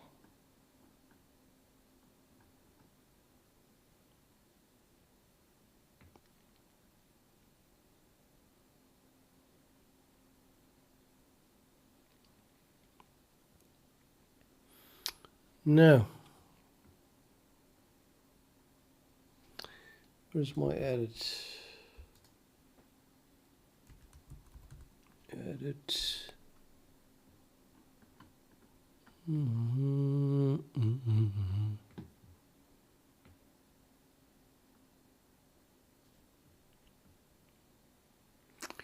So 2 to 3 is 1. Okay, 4 to 5 is 1.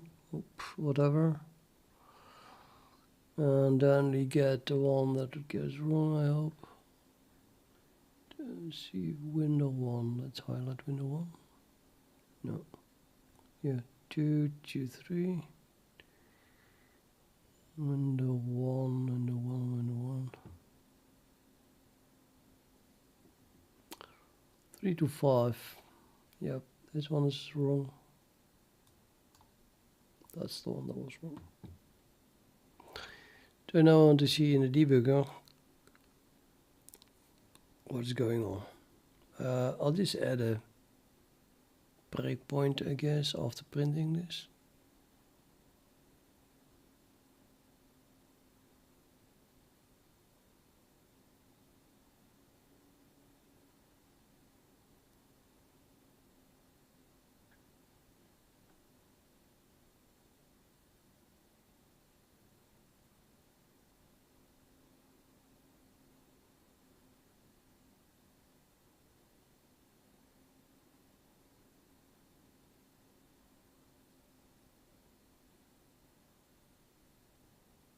Nah, let's just start adding stuff like, if it isn't +1, then it is something else.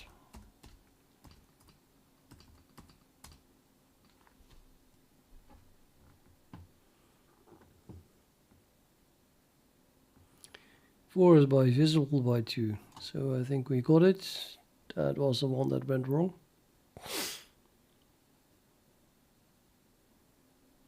Okay, the problem here is that we are adding a gap of 1 with the start of 3, which corresponds to 4, which is divisible by 2, to a window that belongs to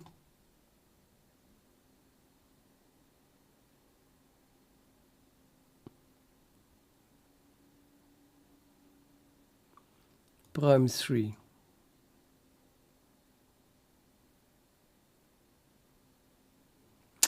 And if I look at my README, prime is 3, as a window that is start 3, and the end is 5 in this case instead of 9 squared, but it's because of that minimum. And that should generate 3 and 5 and just add 2. So what we detected here is that we added the +1 while there should be a +2. Oh, awesome, I would say, yeah.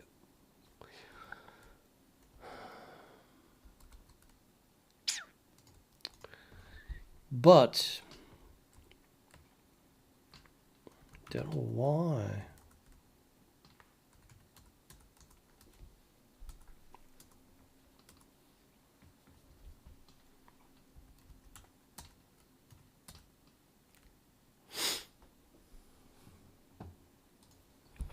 All right, that was because the gap is 1.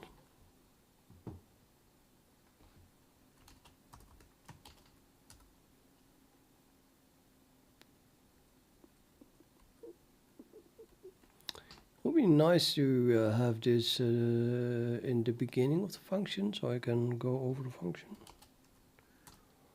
run through the function, enter the window.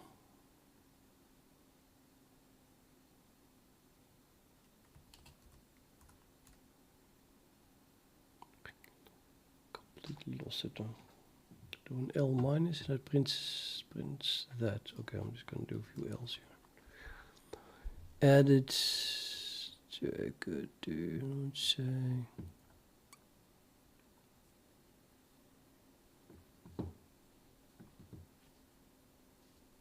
no till available. Yeah, might as well pick it up from here then. So 302, I can put a breakpoint at 302.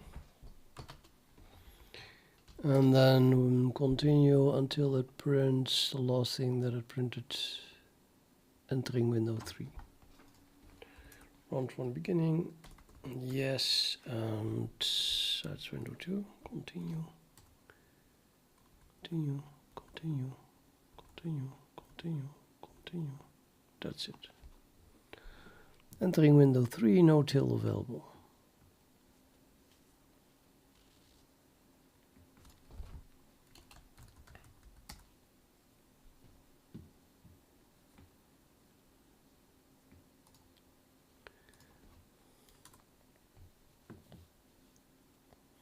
If till is not equal to size, then we're going to assert, and I just print on debug output. This is not the case. If it has a less than last, yes, because we didn't generate anything yet, so add is still at the beginning, and last is at the end.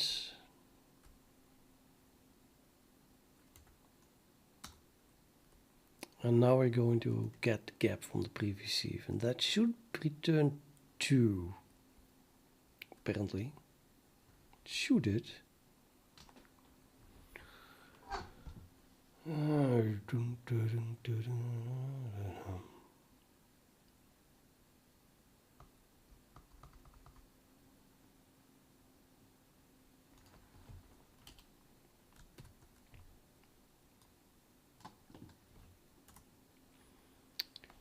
it shouldn't do it. P is 2.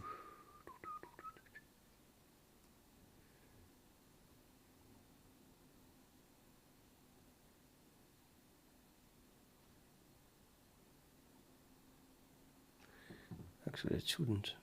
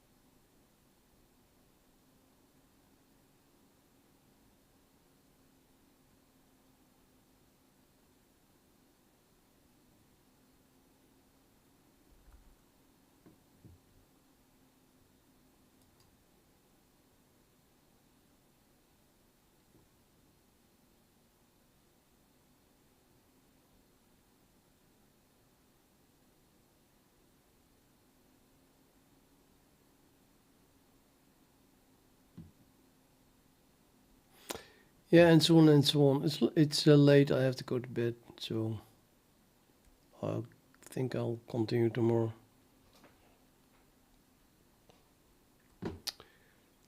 It's I wrote it out in detail here, and still I can't get the code to.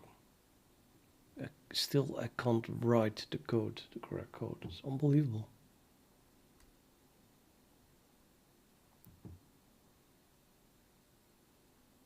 We are now exactly here, I think. 3.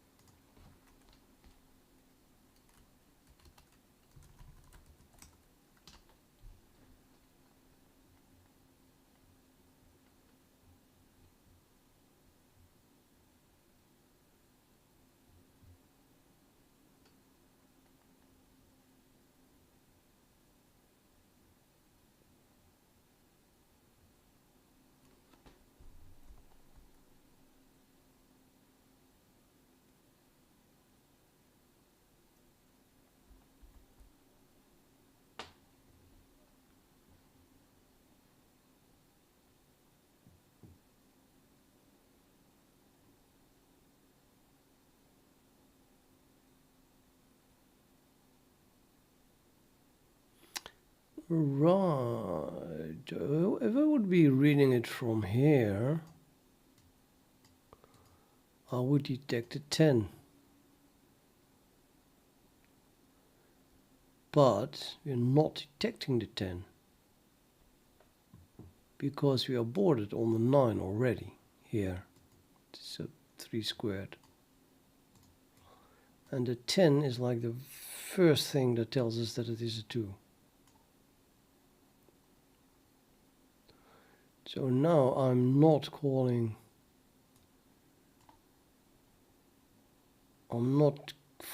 this path. It's still on expected value 4. No, it did detect that one. No, that's nonsense. Well, this thing is still empty, and I'm calling it a read next gap on 5. And this thing is not really different from that one in that it has to be generated. So we want to generate the next number, and we should expect a failure here as well.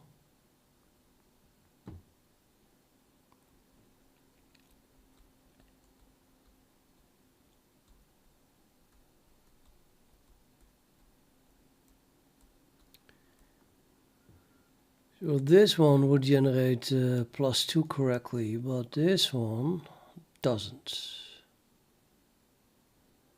How could it? Where does that +2 come from? I mean, it's just the same +2 as that one, and that one is not generated yet.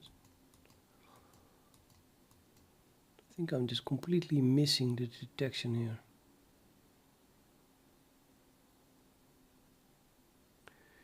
See, it says that this has to be all integers not divisible primes less than 3. Which is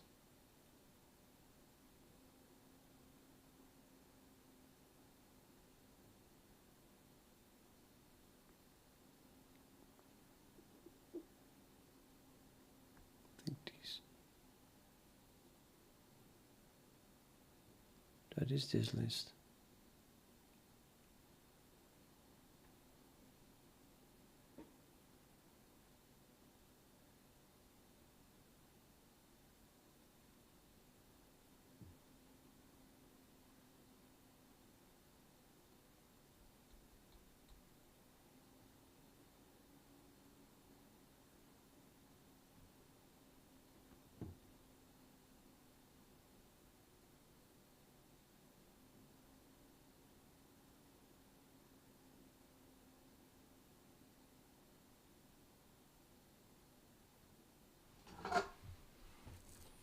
It's kind of confusing.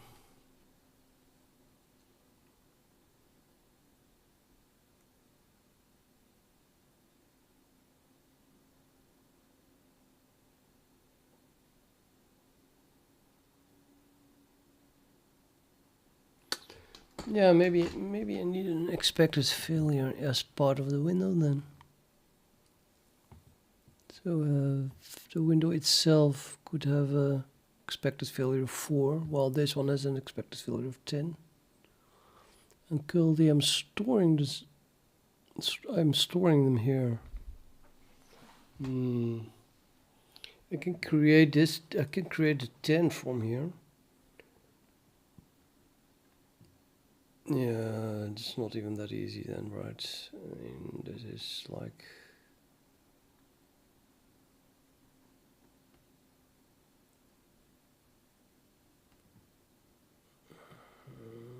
what the hell is that for then? Is that for is this one?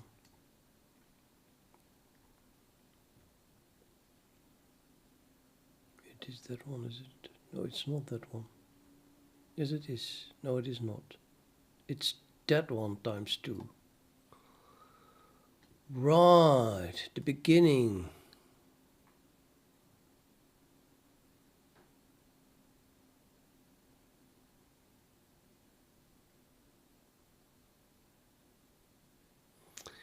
Yep, the beginning times 2.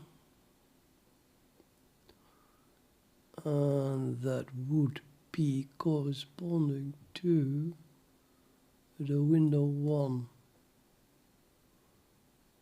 of the previous thing, which I should give a different name.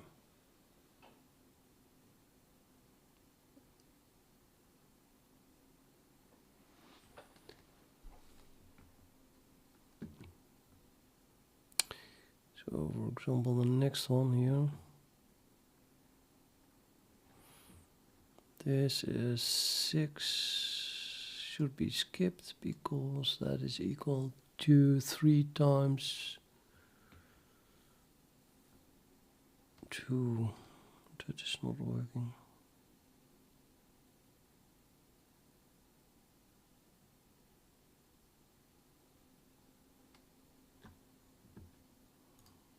No, this is already skipped, sorry. Huh?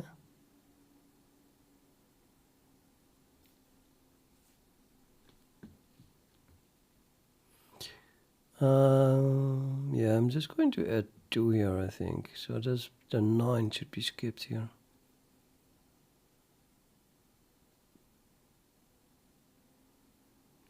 And the 9 is 3 times 3.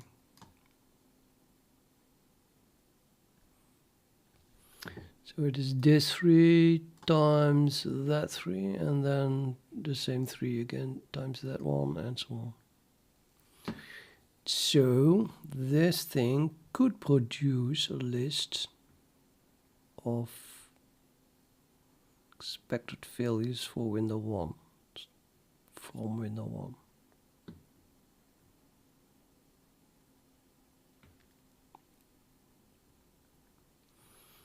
Three times 3, 3 times 5, 3 times 7, right? 3 times 3 is 9. 5, 7, 9. Yep.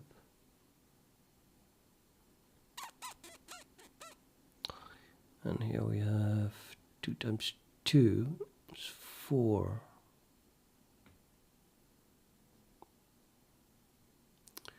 So 4, 6, 8.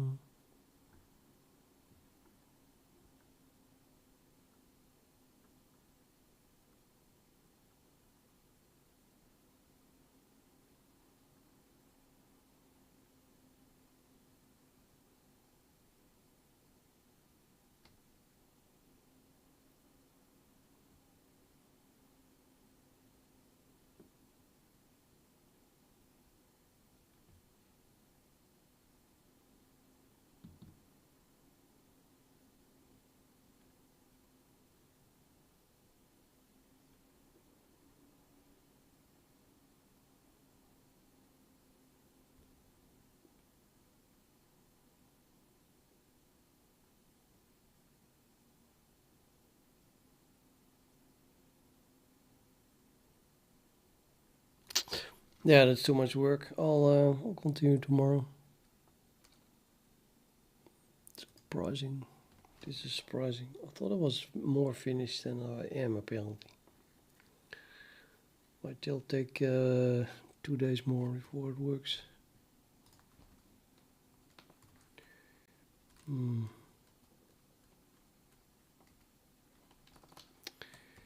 Right. Good night, whoever is still watching. But are you really watching? No, probably not.